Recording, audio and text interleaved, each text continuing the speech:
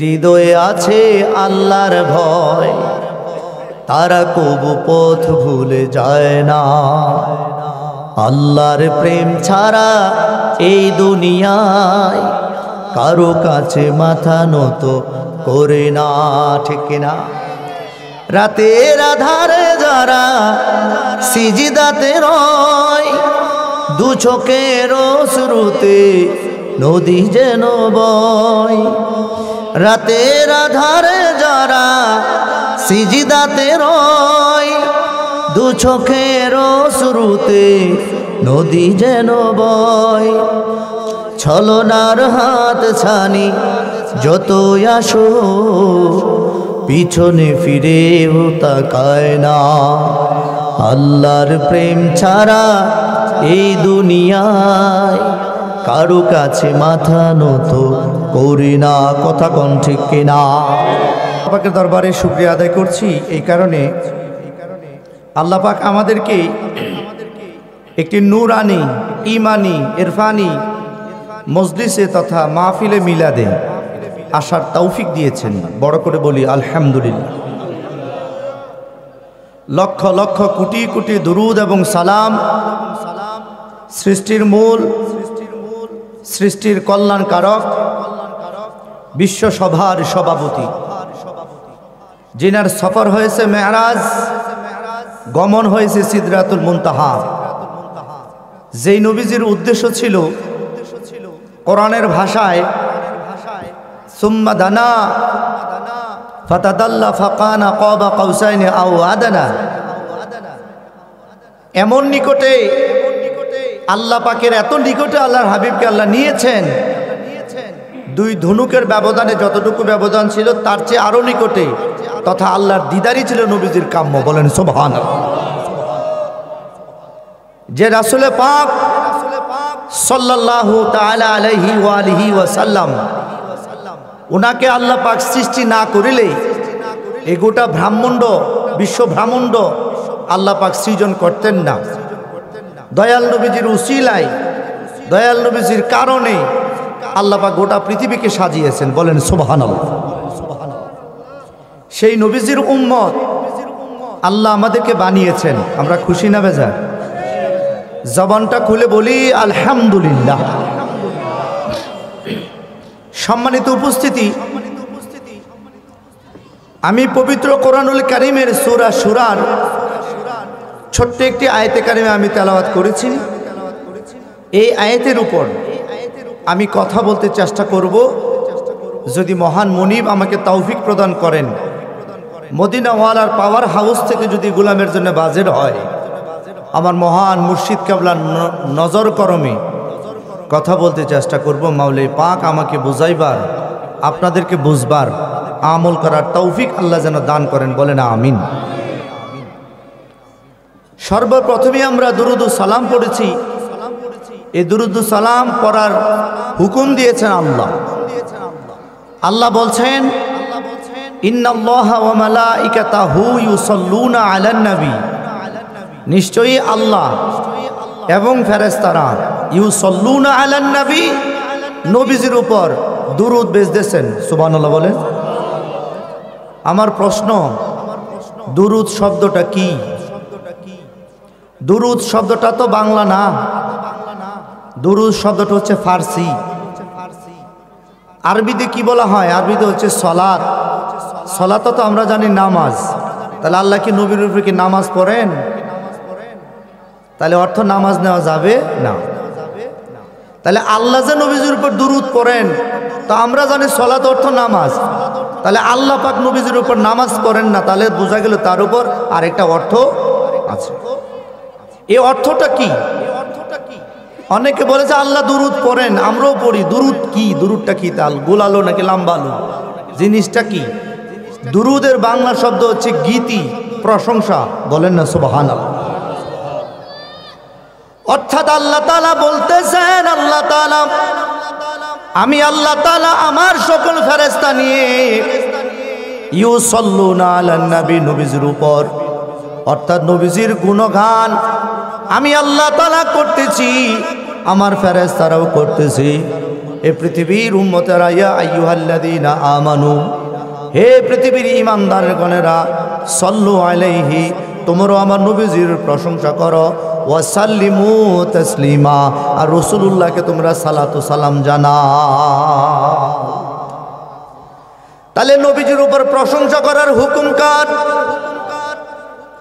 আল্লাহ তাআলা অপর আয়াতের মধ্যে বলেন, আল্লাহর হাবিবের প্রশংসা অনেকে করতে চায় না। রাসূলের মর্যাদা আল্লাহ দিয়েছেন, অনেকে সেটা বুঝতে চায় না। আল্লাহ তাআলা বলেন, হাবিব আমার বলে দেন, ওয়ালিল্লাহি আলান নাসি হিজ্জুল বাইতি ওয়ালিল্লাহিল ইজ্জাতু ওয়ালিরাসূলিহি ওয়াল মুমিনিনা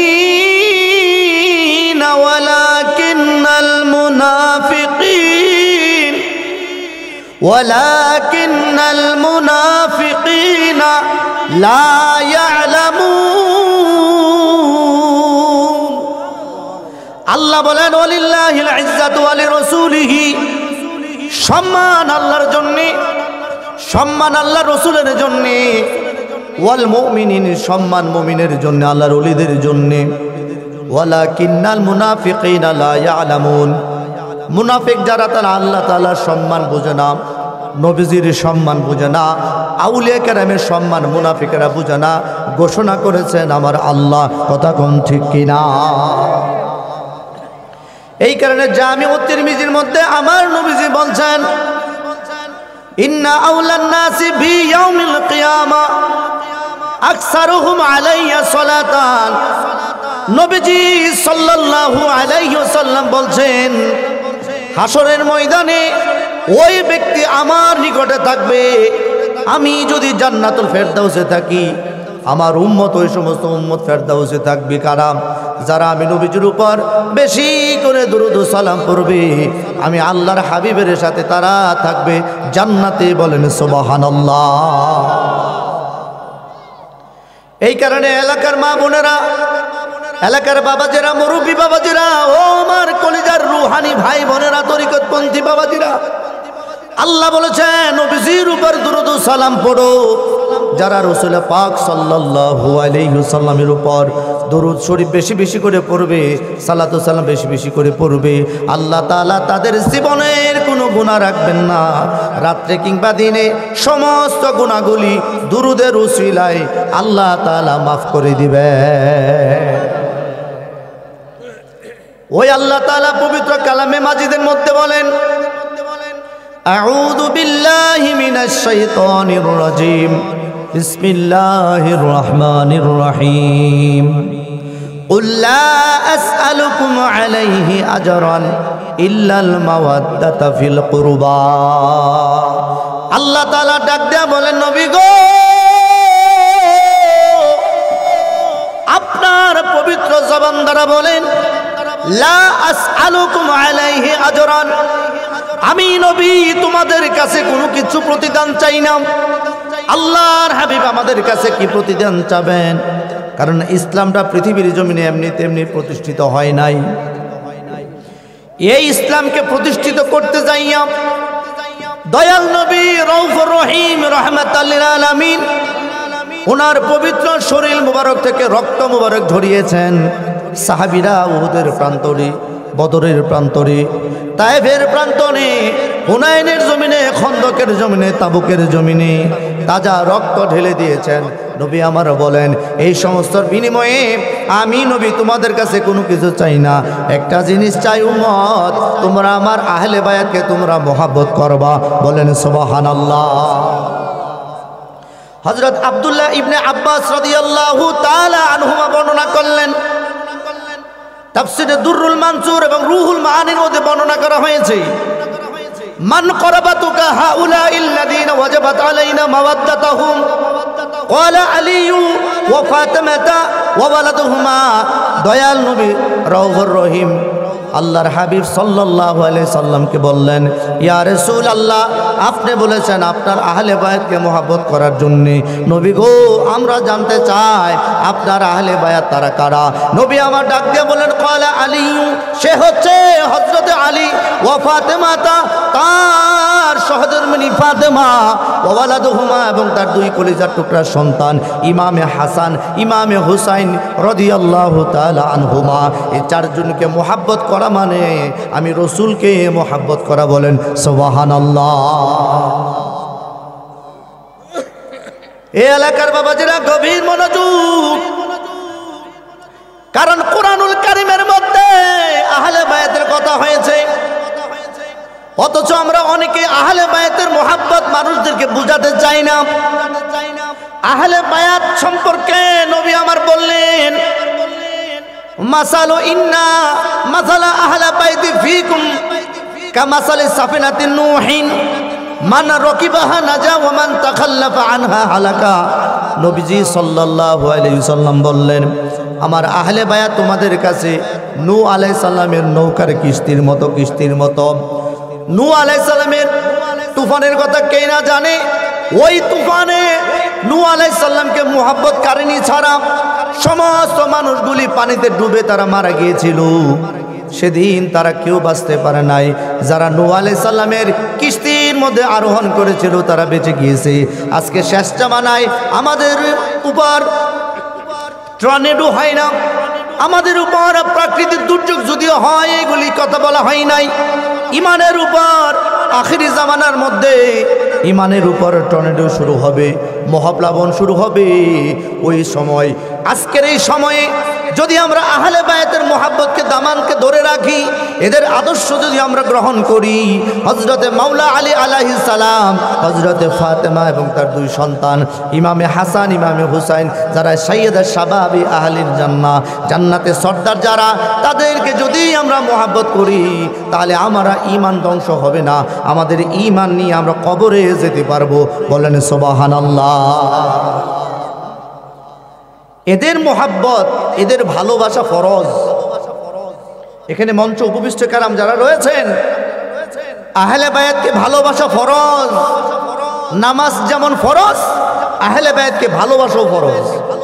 কিন্তু আমরা অনেকেই যারা ইয়াং জেনারেশন আছে, তারা আহলে বায়াত জিনিসটাকে এরা বুঝেই না, কারণ আমরা বয়ান করি না, বুঝবো কেমনি? অথচ কোরআনে এদের ব্যাপারে প্রায় 300-এর উপর আয়াত নাযিল হয়েছে। সুবহানাল্লাহ বলেন। হাদিস শরীফে হাজার হাজার হাদিসে মুবারাকার মধ্যে নবীজি সাল্লাল্লাহু আলাইহি সাল্লাম আহলে বায়াতের কথা বলেছেন। সম্মানিত উপস্থিতি, আল্লাহর হাবিবের প্রধান খলিফা 4 জন, হযরতে আবু বকর সিদ্দিক, হযরতে ফারুক আজম ওমর ফারুক রাদিয়াল্লাহু তাআলা আনহু, হযরতে ওসমান গনি যুন্নুর রাদিয়াল্লাহু তাআলা আনহু, আর হযরতে মাওলা আলী আলাইহিস সালাম। এই 4 জন হচ্ছে প্রধান সাহাবী। আর পৃথিবীর জমিনে 4 জন মহিলাকে আল্লাহ তাআলা নির্ধারণ করেছেন, নির্ধারিত করেছেন। এদের সমান, এদের সম্মান আল্লাহর এই দুনিয়ায় কেহ নাই। একজন হচ্ছেন হযরতে আসিয়া, হযরতে আসিয়া বিনতে মুজাহিম, ফেরাউনের স্ত্রী হযরতে আসিয়া, হযরতে খাদিজা বিনতে খুয়াইলাদ, ঈসা আলাইহিস সালামের আম্মা জান হযরতে মারিয়াম, এবং জগতের মা সাইয়্যিদাতুন নিসা খাতুনে জান্নাত মা ফাতেমাতু জহরা রাদিয়াল্লাহু তাআলা আনহা। এই 4 জন হচ্ছে পৃথিবীর জমিনের শ্রেষ্ঠ মহিলা। এই 4 জনের মধ্যে সবচাইতে দামি হচ্ছেন আল্লাহর হাবিবের কলিজার টুকরা নবীজি সাল্লাল্লাহু আলাইহি ওয়াসাল্লাম। বুখারী শরীফের মধ্যে বললেন, আল ফাতেমাতু বাদআতুম মিন্নি, ফাতেমা হচ্ছে আমার শরীর মুবারকের অংশ। অর্থাৎ ফাতেমা হচ্ছে নবীজি সাল্লাল্লাহু আলাইহি ওয়াসাল্লামের পবিত্র জিসম মুবারকের অংশ, অর্থাৎ নূরের অংশ। বলেন না সুবহানাল্লাহ। যখন আল্লাহ ছিলেন একা, ছিল না তার কোনো সখা, তখন আল্লাহ প্রকাশিতে চায় আপন নূর হইতে খুদা হাবিবে নূর করলেন জুদা। আল্লাহু আকবার। আপন নূর হইতে খুদা হাবিবে নূর করলেন জুদা। জুস মারিল এশকের দড়ি আয় রে সময় যায় পর দুরুদ নবী মুস্তাফায়। আল্লাহু আকবার। মুহাম্মাদি নূর হইতে আপে আল্লাহ পাকে জাতে বানাইলেন তামাম দুনিয়া। আমার নবী যদি নাহি হইতো কিছু সৃষ্টি না করিত, আমার দয়াল যদি নাহি হইতো কিছু সৃষ্টি নাহি করিত, অন্ধকারে থাকতো এই ধরা আইরে সময় যায় পর দুরুদ নবী মুস্তাফায়। আল্লাহু আকবার বলেন। আর গুলে মদিনা দরবার শরীফের শাহেনশাহ যিনি আমার মহান মালিকি মুর্শিদি সাইদি, তিনি বলেছিলেন আল্লাহ মোহাব্বতের নূর দিয়া নূর মুহাম্মদ বানাইয়া রাখিলেন ধরে এই জগৎ সংসারে। কথা কোন ঠিক কিনা? এরে আমার বাবাজিরা গভীর মনোযোগ, আমি আহলে বায়তের কথা বলছি। আল্লাহর হাবিব রাহমাতুল লিল আলামিন এই কথা বলার তিনি কেন বললেন? আল্লাহর হাবিবের একজন সাহাবী হযরতে হুযায়ফা রাদিয়াল্লাহু তাআলা আনহু, মতান্তরে অন্য একজন সাহাবী নবীজির পিছনে পিছনে আসতেন গভীর রাত্রিতে। নবীজি সাল্লাল্লাহু আলাইহি ওয়াসাল্লাম বললেন, এরে সাহাবী, আল্লাহ তাআলা তোমাকে মাফ করে দিয়েছেন, তোমার মা বাবাকে মাফ করে দিয়েছেন। আর তুমি জেনে রাখো হযরত ফাতেমা জাহরা রাদিয়াল্লাহু তাআলা আনহা তিনি জান্নাতের মহিলাদের মধ্যে সর্দারনি হবেন আমার মা হযরতে ফাতেমা। নবী আমার ডাক দিয়ে বললেন, ফাতেমা তুমি কি তাতে সন্তুষ্ট নও? আল্লাহ তোমাকে জান্নাতের সর্দারনি করেছেন। এই কথা তিনি কেন বলেছিলেন? কিতাবের মধ্যে আসছে, সাফিরে নূহ কিতাবের মধ্যে, খাসায়েসুল কবরার কিতাবের মধ্যে আসছে আল্লাহর হাবিবের কন্যা মা ফাতেমা জাহরা এশার নামাজের পরে একদিন তিনি নামাজের মিসারের মধ্যে বসে বসে তিনি কাঁদেন। এই মুহূর্তে আল্লাহর হাবিব মা ফাতেমার বাড়িতে আসলেন। জগতের মা সাইয়্যিদাতুন নিসা মা ফাতেমার বাড়িতে আসার পরে নবীজি সাল্লাল্লাহু আলাইহি ওয়াসাল্লাম এসে দেখেন হযরত ফাতেমা নামাজের মুসল্লার মধ্যে বসে বসে কাঁদেন। নবী আমার ডাক দিয়া বললেন, ফাতেমা তুমি কাঁদো কেন? হযরতে ফাতেমা বললেন, ইয়া রাসূলুল্লাহ, নবী গো, আপনার দুই কলিজার টুকরার সন্তান ইমাম হাসান এবং হুসেন সাইয়্যিদা শাবাবা আজকে সকাল থেকে রাত্র পর্যন্ত আমার কাছে খাবার চাইলো। ইয়া রাসূলুল্লাহ, আমি তাদেরকে খাবার দিতে পারলাম না। খাবার না দেওয়ার কারণে আমি মা মনে মনে কষ্ট পেয়েছি, আমি মা হলাম, কিন্তু আমার জাদুমণিদেরকে খাবার দিতে পারলাম না। বাবা রে, হযরত আলী কাররামাল্লাহু তাআলা ওয়াজহু শুধু জবের রুটি তিনি খেয়ে রোজা রাখতেন, একদিন খাইলে 3 দিন উপবাস থাকতেন। বলেন সুবহানাল্লাহ। আমার দয়াল নবীজি ডাক দিয়া বললেন, ফাতেমা তাহলে তুমি এই কারণে মন খারাপ? ইয়া রাসূলুল্লাহ।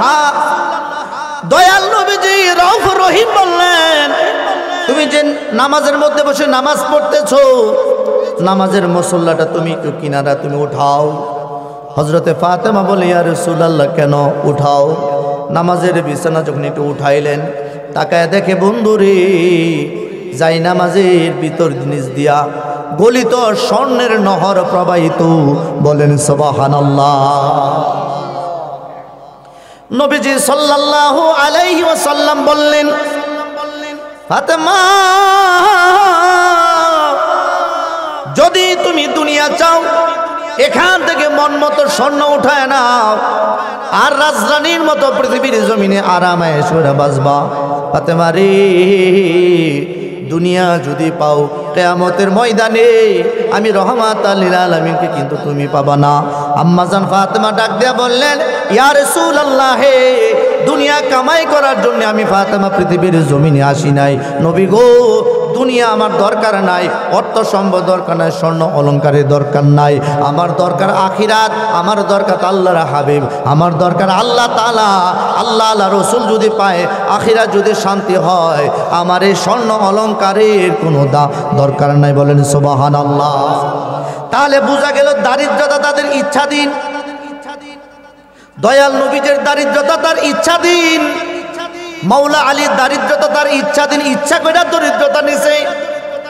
অথচ আমরা বক্তা মৌলবী স্টেজের মধ্যে উঠে বলি দয়াল নবীজির কোনো টাকা পয়সা ছিল না, হযরত আলীর কোনো টাকা পয়সা ছিল না, গরিব ছিলেন। আমরা সবাই বলি নাউজুবিল্লাহ। টাকা পয়সা ছিল না, না তারা নাকি নেয় নাই, তারা দুনিয়ার পাগল না, তারা আখিরাতের পাগল বলে তারা দুনিয়ার পাহাড় তারা অর্জন করে নাই। কথা কোন ঠিক কিনা? অথচ ইন্টারন্যাশনাল স্কলার বলতেছে রসুল পাক সাল্লাল্লাহু আলাইহি ওয়াসাল্লাম কোনো টাকা পয়সা ছিল না। আরে ব্যাককলের গোষ্ঠী টাকা পয়সা ছিল না নাকি নেয় নাই? আল্লাহর হাবিবের কদম মোবারকের নিচে জিবরাইল এসে বলতেছে, ইয়া রাসূলুল্লাহ, আপনি যদি চান আল্লাহ তাআলা উহুদ পাহাড়কে আপনার জন্য স্বর্ণ বানাই দিব। সুবহানাল্লাহ, সুবহানাল্লাহ। রাসূল পাক সাল্লাল্লাহু আলাইহি ওয়াসাল্লাম বলেন, না, আমার দরকার নেই।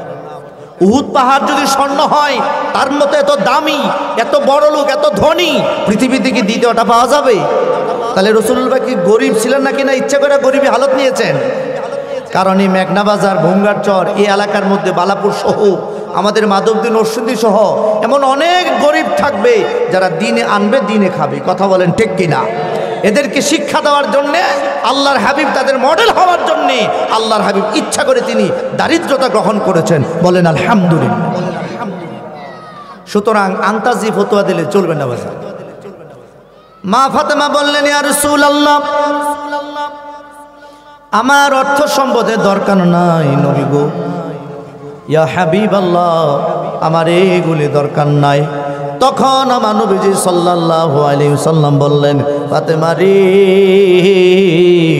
ও ফাতেমা, তুমি কি সন্তুষ্ট নও? আল্লাহ তাআলা সাইয়্যিদাতুন নিসা অর্থাৎ জান্নাতি মহিলাদের সর্দারনি তোমাকে বানিয়েছেন। ও ফাতেমা, তুমি কি তাতে সন্তুষ্ট নও? আর কেন না, তুমি পৃথিবীর জমিনে সবচাইতে দামি মহিলা। বলেন সুবহানাল্লাহ। ফাতেমা বলতেন, ইয়া রাসূলুল্লাহ, তাহলে আসিয়া কেমন? তিনিও তো শ্রেষ্ঠ। নবীজি সাল্লাল্লাহু আলাইহি ওয়াসাল্লাম বললেন, আসিয়া তার জামানায় তিনি শ্রেষ্ঠ, মরিয়ম তার জামানায় তিনি শ্রেষ্ঠ, হযরতে খাদিজা বিনতে খুয়াইলিদ তার জামানায় তিনি শ্রেষ্ঠ। আর পৃথিবীর শুরু থেকে শেষ পর্যন্ত যত মহিলা আসবে, সমস্ত মহিলাদের চিরতাজ, সমস্ত মহিলাদের মধ্যে উত্তম হচ্ছ হযরত ফাতেমা। বড় করে বলেন সুবহানাল্লাহ। ওই আম্মা জান ফাতেমা তো জহরা আলাইহিস সালাম, যিনি জান্নাতের সর্দারনি, তার জীবনের মধ্যে আসছে ওনার বিবাহের দেন মোহর পর্যন্ত দয়াল নবী রাউফুর রহিম রাহমাতুল লিল আলামিনের উম্মতের নাজাতের তিনি ব্যবস্থা করেছিলেন। অর্থাৎ মা ফাতেমার যখন বিয়ে হয় 460 দিরহাম, ইখতিলাফ রয়েছে কম বেশি হতে, মানে 460 দিরহামের মাধ্যমে যখন বিয়ে হয়, মা ফাতেমা জাহরা আলাইহিস সালাম বললেন, আমি এতে মানি না, আমি এতে সন্তুষ্ট না। নবী আমার ডাক দিয়া বললেন, ফাতেমা রে, তোমার জন্যে আলীকে আমার আল্লাহ তাআলা স্বামী হিসেবে নির্বাচন করেছেন। আল্লাহর এই পছন্দের জিনিস তুমি যদি গ্রহণ না করো, ও ফাতেমা, আমি নবী নিজেই তো লজ্জিত হই। তখন জগতের মা ফাতেমা বললেন, ইয়া রাসূলুল্লাহ, আপনার আল্লাহ তাআলা কি জানেন না গো নবীজি? আমি কি চাই? আমি 460 দিরহাম চাবো নাকি অন্য কিছু চাবো? আমার আল্লাহ, আপনার আল্লাহ জানে। তখন আমার নবীজি সাল্লাল্লাহু আলাইহি সাল্লামের কাছে হযরত জিবরাইল আমিন এসে বললেন, ইয়া রাসূলুল্লাহ, ফাতেমার মনের আরজি আল্লাহ জানতে চেয়েছেন। যদিও আল্লাহ ওয়া ইন তুবদু মা ফি আনফুসিকুম আও তুখফুহু ইউহাসিবুকুম বিহিল্লাহ। আল্লাহ তাআলা বলেন তোমার অন্তরে কি আছে, গোপনে কি আছে, এটা আমি আল্লাহ তাআলা অবশ্যই জানি। যা প্রকাশ করো তা জানি, যা গোপন করো তাও জানি। কথা কোন ঠিক কিনা? জিবরাইল আমিন এসে বলে ইয়া রাসূলুল্লাহ, আল্লাহ তাআলা জানতে চেয়েছেন ফাতেমা কি চায়। তখন ফাতেমা তো জহরা রাদিয়াল্লাহু তাআলা আনহা বললেন ইয়া রাসূলুল্লাহ, হাসরের ময়দানে যখন এদিক সেদিক মানুষ ছোটাছুটি করবে, কেউ কারো আপন হবে না, কেউ কারো খবর নিবে না। ইয়া রাসূলুল্লাহ, ওই কঠিন মুসিবতের সময় নবী গো, আপনার উম্মত যখন এদিক সেদিক দৌড়াদৌড়ি করবে গো নবীজি, তখন আমি ফাতেমা আমার বিবাহের দেনমোহর হিসাবে আমি উম্মতের শাফাত কামনা করি। যারা আমাকে ভালোবাসবে, আল্লাহর হাবিবকে ভালোবাসবে, আহলে বায়াতকে যারা ভালোবাসবে নবী গো, এদেরকে যেন আমি ফাতেমার শাফাত কইরা কইরা আমার সাথে যেন জান্নাতে নিতে পারি। এই তৌফিক যেন আল্লাহ আমি ফাতেমারে দান করে। বড় করে বলেন সুবহানাল্লাহ। তখন হযরতে জিবরাইল বলে ইয়া রাসূলুল্লাহ, ফাতেমা যেহেতু এ চাচ্ছে, আমি আল্লাহ তাআলার কাছে তার খবর বলে দিচ্ছি। মহান রব্বে কারীমের কাছে ফাতেমার মনের আরজি হযরতে জিবরাইল আমিন বললেন। আল্লাহ তাআলা বললেন জিবরাইল রে, আমার দয়াল নবীজিকে জানিয়ে দাও আমি আল্লাহ কবুল করলাম। ফাতেমা বলে মুখের কথাই চলবে না, কাগজ কলমের মধ্যে লিপিবদ্ধ করা লাগবে। এই কাগজ নিয়ে আমি হাসরের ময়দানে আল্লাহ তাআলার আদালতের মধ্যে আপনার উম্মতের পক্ষ হইয়া নাজাতের জন্য আমি দরখাস্ত করব। বলেন সুবহানাল্লাহ। এক নাম তোমার ফাতেমা, এক নাম তোমার ফাতেমা, আরেক নাম বতুল, মাগো আওলাদে রাসূল, সবাই আওলাদেরা বলেন আওলাদে রাসূল, সবাই এক নাম তোমার ফাতেমা, এক নাম তোমার আরেক নাম বতুল, মাগো আওলাদে রাসূল, তোমরা আওলাদে রাসূল মাগো। ইমাম হাসান হুসেন জান্নাতের সরদার, নবীজি থেকে নিয়ে পেলাইবেন হাউজে কাউসার। বলেন তাদের প্রেমে আল্লাহ তাআলা করো হে কবুল। বলেন আল্লাহ তাআলা তাদের প্রেমে আল্লাহ তাআলা করো হে কবুল, মাগো আওলাদে রাসূল, তোমরা আওলাদে রাসূল মাগো। আমার বন্ধুরা গভীর মনোযোগ। মা ফাতেমা গোপনে গোপনে অনেক দান সদকা করতেন। যেমন বুখারীর মধ্যে আসছে, ওয়ান আবি হুরায়রা রাদিয়াল্লাহু তাআলা আনহু قال সাবআতুন ইউযিল্লুহুমুল্লাহু ফি যিল্লিহি ইয়াওমা লা যিল্লা ইল্লা যিল্লাহু, ইমামুন আদিলুন ওয়া শাবুন নাশাআ ফি ইবাদাতিল্লাহ ওয়া রাজুলুন কলবুহু মুআল্লাকুন বিল মাসজিদি ইযা খারাজা হাত্তা ইয়াউদা ইলাইহি ওয়া তাফাররাকা আলাইহি। বড় করে বলেন সুবহানাল্লাহ। এ মেঘনা বাজার বালাপুর এলাকার বাবাজিরা গো, দয়াল নবী রউফ রহিম বললেন হাসরের ময়দানে 7 শ্রেণীর মানুষ আল্লাহ তাআলার আরশের ছায়ার নিচে তারা জায়গা পাবে। যেই দিন আল্লাহ তাআলার আরশের ছায়া ব্যতীত অন্য কোনো ছায়া ওই দিন থাকবে না। সাহাবীরা বললেন ইয়া রাসূলুল্লাহ, ইয়া হাবিবাল্লাহ, নবী গো জানতে চাই তারা কারা। নাম্বার 1 বুখারীতে আমার নবী বললেন, নাম্বার 1-এ আমার রাসূল পাক সাল্লাল্লাহু আলাইহি ওয়াসাল্লাম বললেন ইমামুন আদিলুন, ন্যায় বিচারক। সে ব্যক্তি পরিবারের হোক, সামাজিকভাবে হোক, রাষ্ট্রীয়ভাবে হোক, সব জায়গায় যদি ন্যায় বিচার করে আল্লাহ তাআলা ওই সমস্ত ন্যায় বিচারককে আল্লাহর আরশের ছায়ার নিচে জায়গা করে দিবে। বলেন সুবহানাল্লাহ। আমাদের সমাজে অন্যায় বিচার আছে না নাই? বড় করে বলেন আছে না নাই? যাদের হৃদয়ে আছে আল্লাহর ভয়, তারা কবু পথ ভুলে যায় না। আল্লাহর প্রেম ছাড়া এই দুনিয়ায় কারো কাছে মাথা নত করে না। ঠিক কিনা? রাতের আধারে যারা সিজদাতে রয়, দু চোখের অশ্রুতে নদী যেন বয়। রাতের আধারে যারা সিজদাতে রয়, দু চোখের অশ্রুতে নদী যেন বয়। ছলনার হাত ছানি যত, ছলনার হাত ছানি যত আসো, পিছনে ফিরেও তাকায় না।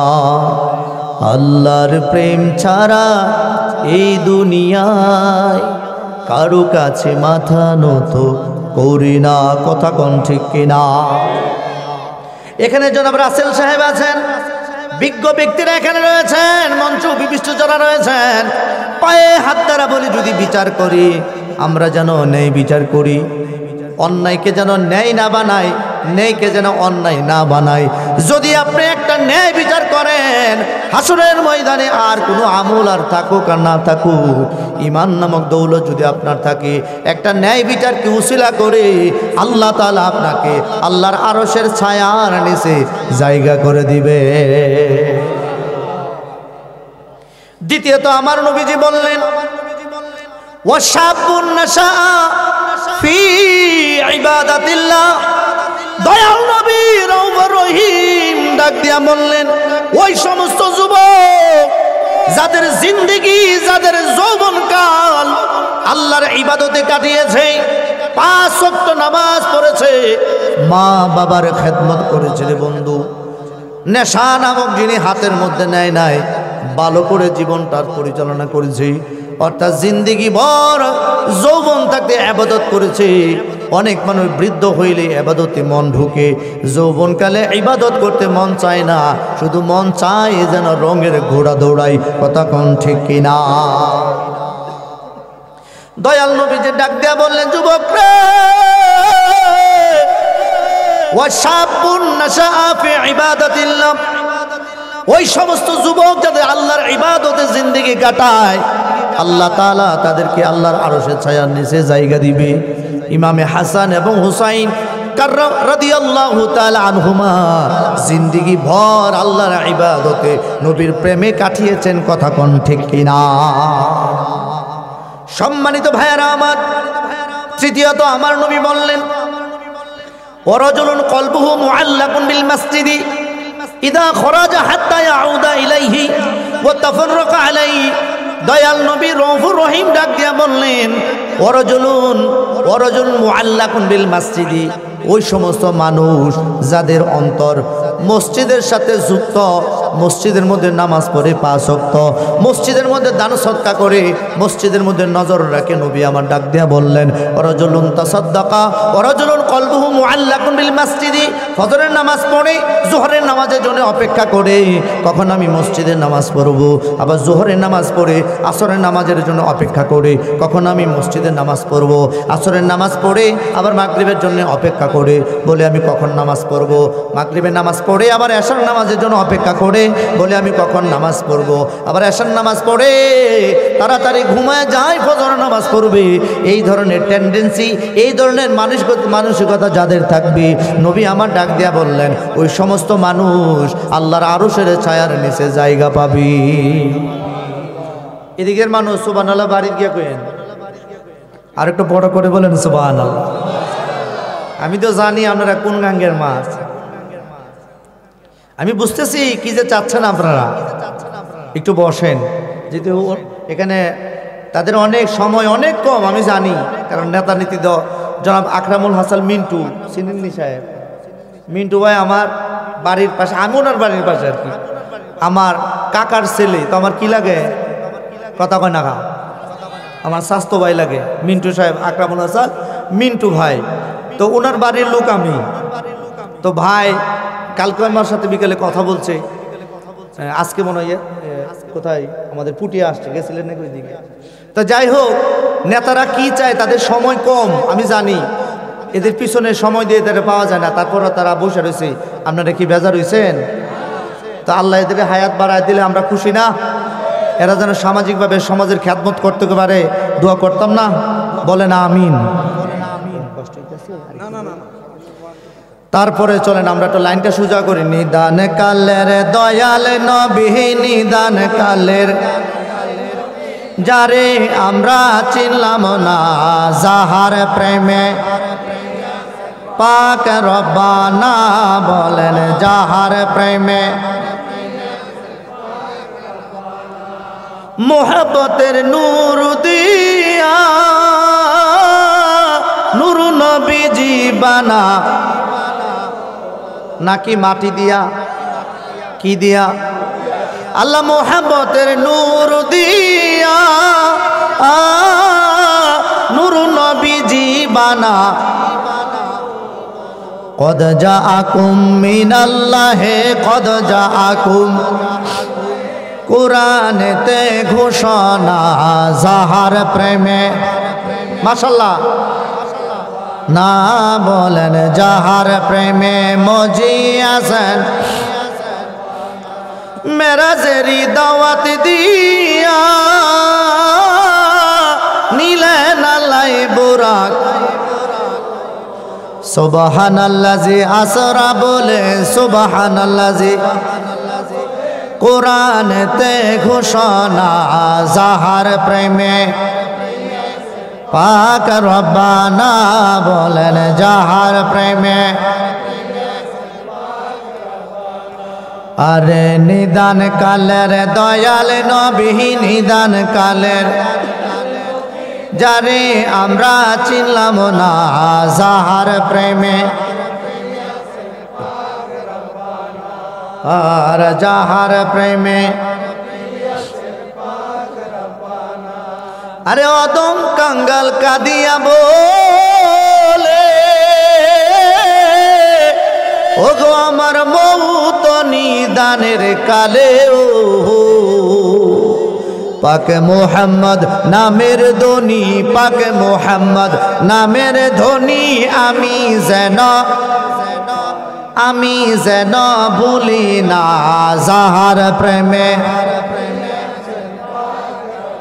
নার, যাহার প্রেমে।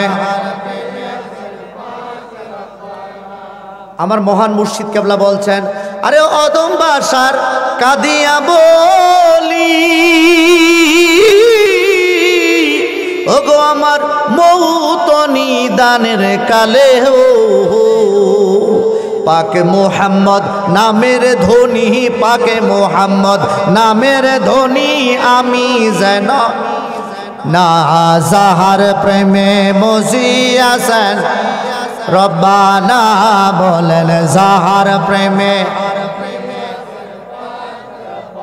একটা কথা আমার মনে হয়ে গেছে কমুনি, হাদিস থেকে একটু টাইনা নিয়ে আসলাম। আল্লাহর হাবিব যখন তৃতীয় আসমানে গেলেন, মতান্তরে দ্বিতীয় আসমানে গেলেন, ওই জায়গার মধ্যে দুইজন না তিনজন নবী, হযরতে ঈসা, হযরতে জাকারিয়া, হযরতে ইউসুফ আলাইহিস সালাম, এই তিনজন নবী দ্বিতীয় আসমানের মধ্যে অপেক্ষা করছেন। দয়াল নবীজি যখন মেরাজে গেলেন, দ্বিতীয় আসমানে যাওয়ার পরে তিনজন নবী দাঁড়ায় আমার নবীজিকে সালাম করলেন, সুবহানাল্লাহ। বৈশা বৈশা দাঁড়ায় নবীজিরে সালাম করলেন। সালাম করার পরে হযরতে ঈসা রুহুল্লাহ নবীজির সাথে কোলাকুলি করলেন, মুআশারা মুআমালাত করলেন। তখন আমার নবী হযরতে জাকারিয়া আলাইহিস সালামকে বললেন, এ নবী জাকারিয়া গো, আপনাকে আমি একটা প্রশ্ন করি, আপনি জবাব দিবেন। জাকারিয়া আলাইহিস সালাতু ওয়াস সালাম বললেন, ইয়া রাসূলুল্লাহ, কি কথা আপনি আমাকে বলেন। নবীজি সাল্লাল্লাহু আলাইহি ওয়াসাল্লাম বললেন, জাকারিয়া গো, আপনাকে যখন ইহুদিরা যখন দৌড়াচ্ছিল মারার জন্যে, তখন আপনি গাছের ভিতরে লুকিয়েছিলেন? হা। শয়তান আপনার চাদর টান দিয়া বের করে কোনা বের করে লাগছিল? জি। আপনি যখন গাছের কাছে গেলেন, গাছের আপনি কি বললেন? আমি বলেছিলাম, গাছে আমাকে তুমি একটু জায়গা প্রদান করো, আমি তোমার ভেতর লুকামু। ও নবী, দয়াল নবী গো, এটাই আমার জন্য অনুচিত ছিল। আমার আল্লাহ তো বর্তমান ছিল। আল্লাহর কাছে যদি আমি বলতাম, আল্লাহ আল্লাহ আল্লাহ, তুমি আমাকে আশ্রয় প্রদান করো, যদি আল্লাহর কাছে চাইতেন, আল্লাহ কি আশ্রয় দিতেন কি দিতেন না? গাছকে যখন বললেন, গাছের ভিতরে লুকাইলেন, আল্লাহর পছন্দ হয় নাই। ইহুদিরা করাত দিয়া যখন গাছ কাটলো, এইভাবে দুই খণ্ড করলো, যখন মাথার মধ্যে যখন করাত লাগছে, জাকারিয়া আলাইহিস সালাম যখন চিৎকার দিবেন, আল্লাহ তাআলা ডাক দিয়া কয়, জাকারিয়া রে, আরেকবার যদি তুমি চিৎকার মারো রে, আমার নবুয়তের দপ্তর থেকে তোমার নাম কাটা যাবে, তোমার দপ্তর থেকে নাম কাটা যাবে। যদি চিৎকারে দাও, তোমার টেনশনের দরকার নাই, তোমাকে যদিও কাটবে, আমি আল্লাহ তাআলা তোমার সাথে আছি। বড় করে বলেন সুবহানাল্লাহ। যখন আল্লাহ বললেন আমি তোমার সাথে আছি, ও নবী, আল্লাহর এই অভয় বাণী শুনে আমি আল্লাহ তাআলার প্রেমে বিভোর ছিলাম। আমাকে কখন কেটে দুই টুকরা করলো আমার মনে নাই, আমি আল্লাহর প্রেমে বিভোর ছিলাম। আল্লাহ তাআলা জাকারিয়াকে সান্ত্বনা দেওয়ার কারণে কাটার পরেও যদি খবর না হয় রে, মানুষের মৃত্যুর সময় আল্লাহর হাবিব যদি দয়াল নবী রাউফুর রহিম যদি আমাদের সামনে হাজির নাজির থাকে, আজরাইল যদি আমাদের জান কবজ করবে রে, আমরা টের পাইব না, কারণ দয়াল নবী আমাদের সাথে থাকবে। বড় করে বলেন সুবহানাল্লাহ। জি জি, তাহলে বাকি কথা একটু পরে কইতাছি। মেহমান বিন্দু আসি, একটু কথা বলবে, আপনার কিছু মনে করে না, একটু বসেন চুপ করে। আসসালামু আলাইকুম ওয়া রাহমাতুল্লাহ। সবাই কেমন আছেন? তো হুজুর, আমি কিছু সময় নেই, আমার না ঠিক আছে। তো